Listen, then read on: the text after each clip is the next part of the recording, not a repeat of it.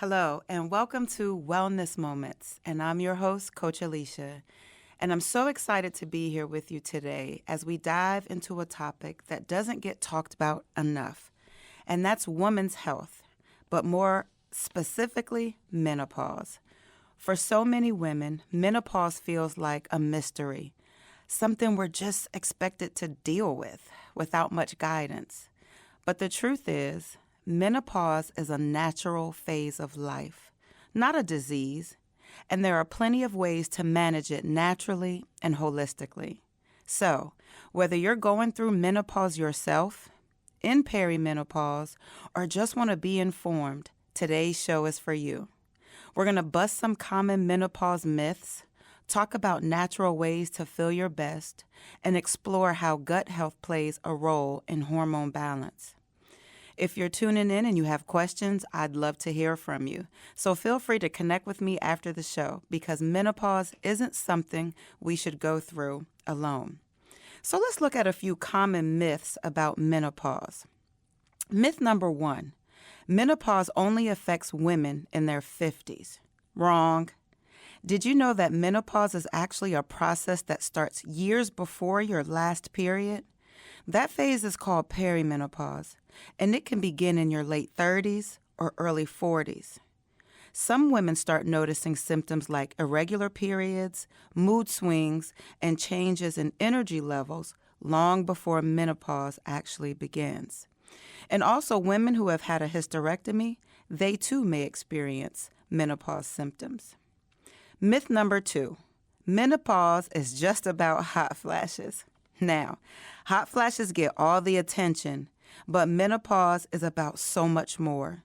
It affects your sleep, your metabolism, your mood, your digestion, and even your bones. Many women experience brain fog, joint pain, and weight gain, symptoms that aren't always linked to menopause right away. Now, one symptom that I personally noticed and researched is heart palpitations.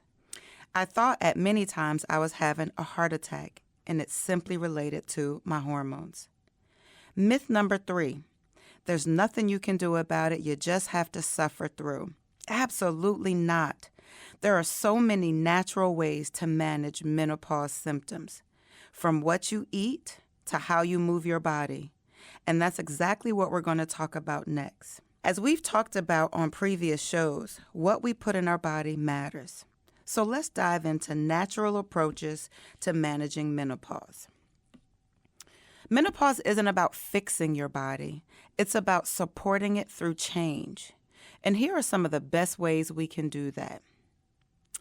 The first one is nutrition matters. What you eat can either help or worsen menopause symptoms. Foods rich in phytoestrogens like flax seeds, soy, and legumes help balance hormones naturally. Meanwhile, cutting back on processed foods, sugar, and alcohol can reduce inflammation and make symptoms more manageable. The second change is gut health and estrobolome. Now, this is something that doesn't get talked about enough. The gut has a specific set of bacteria called estrobolome. That helps metabolize estrogen. So if your gut isn't healthy, your body might not be processing estrogen properly, which can make menopause symptoms worse. Eating probiotic-rich foods like yogurt, kimchi, sauerkraut, plus getting plenty of fiber can support your gut and your hormones. Now, let me just cover the next 3 points, then we will dig into nutrition a little bit further. Number 3 is move your body. Exercise isn't just for weight loss. It's one of the best ways to manage menopause symptoms. Strength training helps keep your bones strong. Walking improves circulation, and yoga reduces stress. Plus, movement helps with mood swings and sleep issues, 2 of the common struggles during menopause. Now, the one thing I need you to understand is that all of these changes that I talk about work together. So just if you start exercising but do nothing else, that doesn't mean that you're going to reduce your menopause symptoms. Let's look at number 4, manage stress. Hormonal shifts can make stress feel even more overwhelming. But small daily practices like deep breathing, journaling, or even a few minutes of meditation can help calm the nervous system and reduce anxiety and mood swings. And these techniques don't have to be done once. They can be used throughout the day as often as you need. The fifth and last one is herbal and supplement support. Some women find relief from herbs like black cohosh, maca root, and red clover. Magnesium is also something that can help with sleep, and omega-3s support brain and heart health. But remember, always check with a health professional before adding new supplements. Now, I'm currently using magnesium flakes to soak in before bed, as well as herbal teas. So if this is something that you're interested in, contact me. We can get you some good information. Now, let's go back to number 1, because that's where we really need to make our biggest change. So let's talk about one of the most powerful tools for managing menopause, your diet. What you eat plays a huge role in how your body processes hormones, how it manages inflammation, and how it regulates your energy levels. So what does a menopause-friendly diet actually look like? The first thing is you got to prioritize phytoestrogens. That's nature's hormone helpers. So phytoestrogens are plant-based compounds that mimic estrogen in the body, helping to balance hormonal fluctuations naturally. Some of the best sources are flax seeds, soy products like edamame, tofu, or tempeh. Chickpeas and lentils are also good plant-based proteins, and they're not only rich in phytoestrogens, but also fiber, which is key for gut health. The second step is to focus on healthy fats. That is the fuel for hormone production. Not all fats are bad. In fact, healthy fats support brain function, reduce inflammation, and promote heart health. And some of the great sources of good, healthy fats are avocados. They are rich in healthy monosaturated fats, and that supports skin and brain health. The next is nuts and seeds, like almonds, walnuts, and chia seeds. They provide omega-3s and help regulate blood sugar. The last one is fatty fish like salmon, mackerel, sardines, because they too are loaded with omega-3s, which reduce inflammation and support heart health. Now, I talked about this earlier. Next, we need to load up on fiber for gut and hormonal balance. During menopause, digestion can slow down, and blood sugar fluctuations become more common.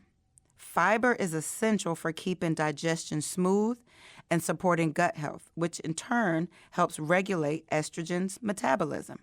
So we should be aiming for around 25 grams of fiber per day. Now, how do you get that? Vegetables like leafy greens, broccoli, Brussels sprouts. Also, fruits like berries, apples with the skin, and pears. Whole grains such as quinoa, brown rice, and oats. And last, legumes, lentils, beans, and chickpeas. All of those are good sources of fiber.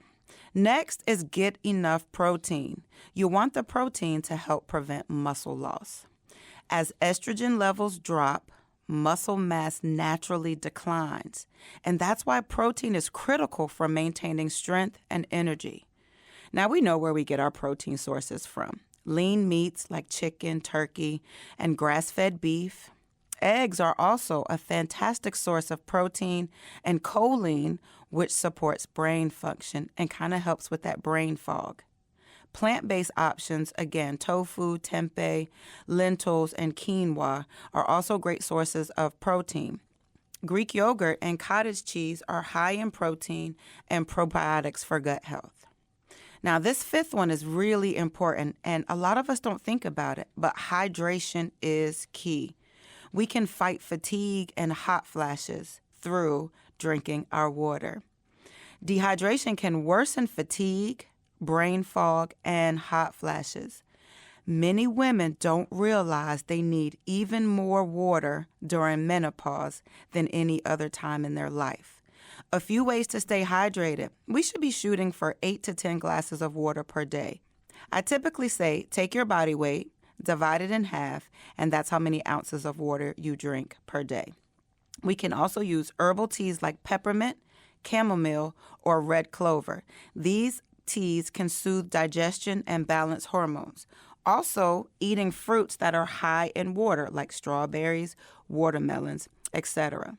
Now, coconut water is great for electrolyte balance.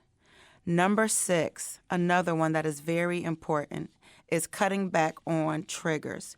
What to reduce or avoid. Certain foods can worsen menopause symptoms like hot flashes, bloating, and mood swings.